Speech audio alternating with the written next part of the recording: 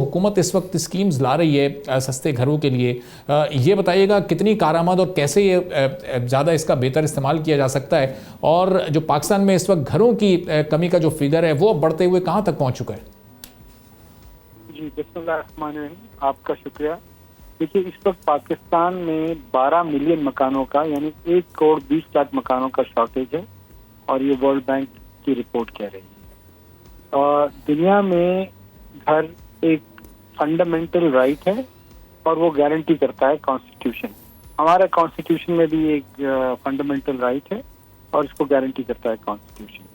کیوں پاکستان میں ان 12 ملین مکانوں کی جو شارٹیج ہے اس میں 98% مڈل اور لوور مڈل کلاس کی ہے۔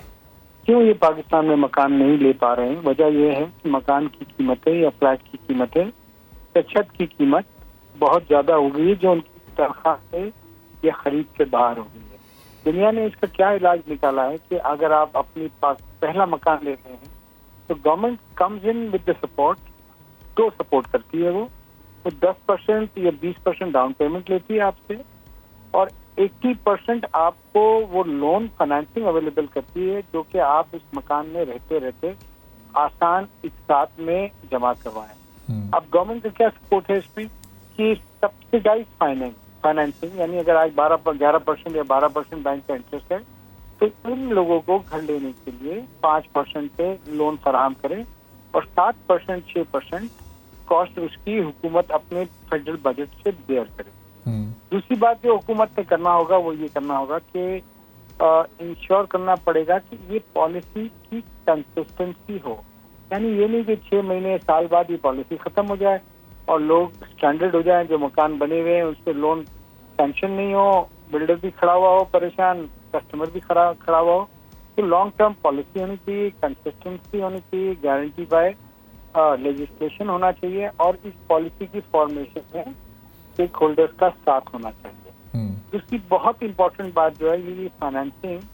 کی قسط جو ہے جس مکان میں آپ جائیں گے رہنے، اس کی قسط اتنی ہی ہونی چاہیے جتنا اس مکان کا کرایہ ہے، تاکہ لوگ آسانی سے وہ قسط ادا کر سکیں۔ اس سے ویلتھ کریشن بھی ہوگی، اس سے ہاؤسنگ اسٹاک بھی بڑھے گا پاکستان میں، اس سے پاکستان کا وہ نوجوان جو پاکستان سے جڑا نہیں ہے یعنی اس کا کوئی ایسٹ نہیں ہے، وہ پہلا موقع ملتے ہی بیرون ملک نوکری کے لیے یا کام کے لیے چلے جاتا ہے، اس کا ایک ایسٹ بھی ڈیولپ ہوگا، وہ جڑ جائے گا پاکستان سے، اور پاکستان کی فلاح بہبود بہتری ترقی میں اپنا مزید مثبت رول پلے کرے گا۔ تو حسن صاحب اس سے جو فائنینسنگ کی مدت ہے پھر وہ کافی زیادہ بڑھ جائے گی، وہ مدت کتنی ہونی چاہیے؟ چونکہ ابھی بھی جو کمرشل بینکس ہیں ان سے اگر کوئی ہاؤس لون اپلائی کرتا ہے اور لینے میں کامیاب بھی ہو جاتا ہے تو وہ انسٹالمنٹ اس کی اتنی زیادہ ہوتی ہے کہ ایک مڈل کلاس شخص تو اس کو بھرنے کے قابل ہی نہیں ہوتا۔ دیکھیے میں نے آپ کو کہا کہ انسٹالمنٹ ہونی چاہیے اس مکان کی کرائے کی، ٹھیک ہے،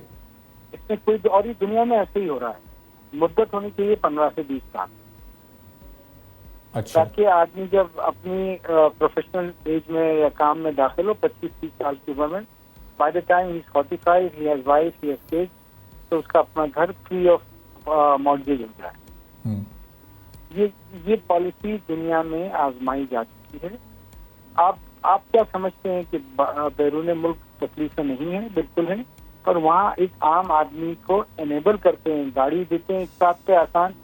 گھر دیتے ہیں، اس کے بچے کو فری تعلیم دیتے ہیں، اس کو میڈیکل فری کرتے ہیں، اس کو ان امپلائمنٹ بینیفٹ دیتے ہیں۔ عام آدمی کی زندگی بہتر بنانا ہماری تمام حکومتوں کی، تمام اداروں کی ذمہ داری ہے، ان کو اس پہ کام کرنا چاہیے، آپ نے اس کے لیے آواز اٹھانی چاہیے۔ سبسکرائب کریں اور بیل دبائیں تاکہ کوئی خبر رہ نہ جائے۔